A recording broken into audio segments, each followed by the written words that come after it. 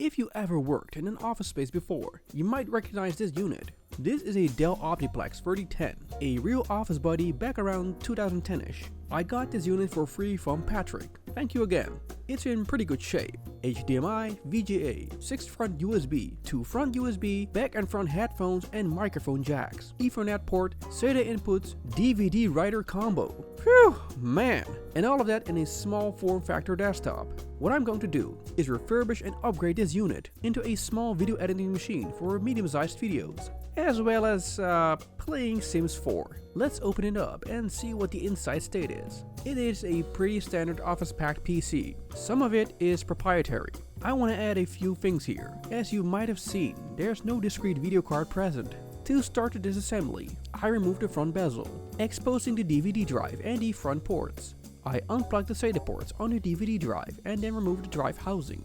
This exposes the double RAM modules, which are 2 times 2 GB. Inside, there's a 16 GB SSD. Now I promised Patrick that I'm not even going to have a look at what's on it, so I detach it from the cables and leave it be.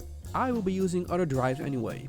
The DVD drive is a slim drive, which was found in laptops, but made its way to certain desktops. I will be replacing these RAM modules with better ones, so I removed these and placed them in storage.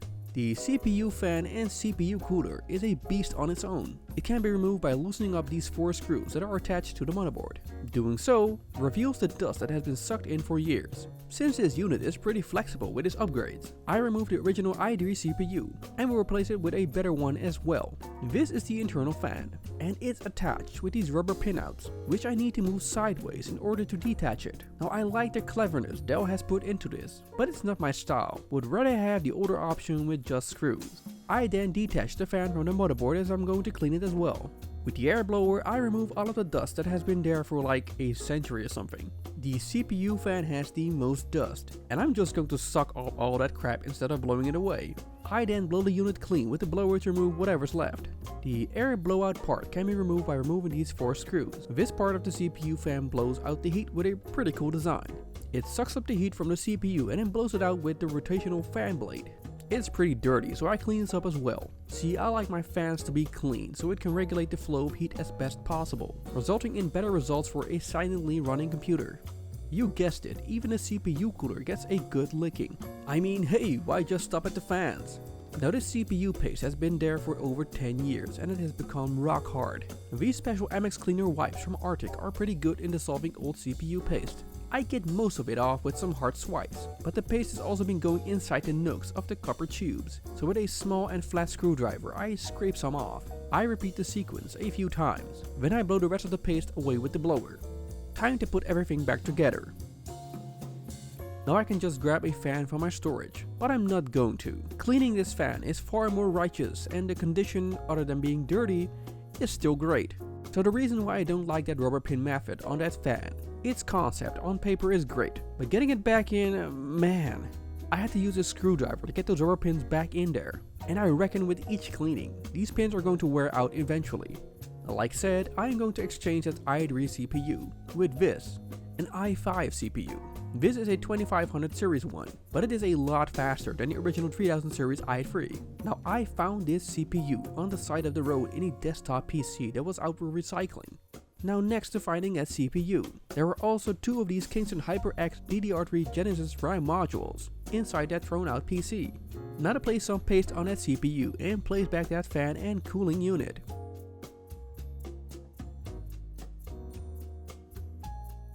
Now this was a tad tricky. I want to place 2 hard drives inside this desktop. One is an SSD donated by Marco, thank you Marco, and the other one a traditional HDD. Now normally there should be a plastic drive caddy inside this drive cage. There wasn't any, so I had to make something up and came up with this rather simple solution. Since the desktop will just be stationary, there's no real reason to tighten these drives hardcore to the cage. I do have to state, the Optiplex only has 2 SATA ports, and I'm going to use both ports to connect those 2 SATA drives, which leaves the DVD writer running on SATA, non-functional. This SATA cable, however, is way too short, as it's measured tight for the optical drive. I use a longer SATA cable instead. Time to place it all back and put the SATA cable somewhere. There you go. The optical drive will still be present as an aesthetic feature, so I place it back. Marco also donated this. This is a MSI N750 Ti 2GB low profile video card. It did came with the high profile bracket, so I need to remove that. Sadly, I don't have a low profile bracket on hand, so I'll be leaving it like this. I am going to clean this as well. Muffing the air blower can fix, and then I clean it up with some wet wipes. Once that's done, I place it in the PCI slot in the unit. Now I do have to say, I'm not really a fan of how it's placed at this point, but I will be using an HDMI switch, so I won't be inserting an HDMI cable in and out frequently.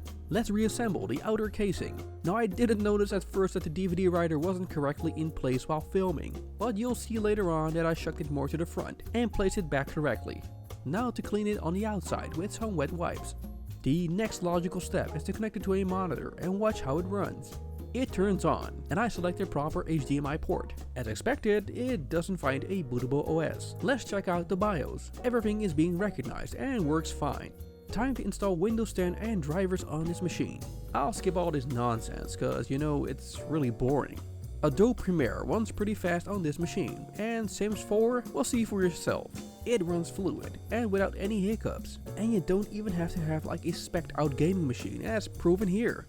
This Optiplex is saved and now functions as a mini editing rig, and that's a lot better than it ending for scraps and metals. If you enjoyed this refurb and upgrading video, I would appreciate a thumbs up. A subscribe is appreciated, and it also keeps you notified whenever I release a new video. Leave a comment as well on what you think of this build, and I'll see you on the next video.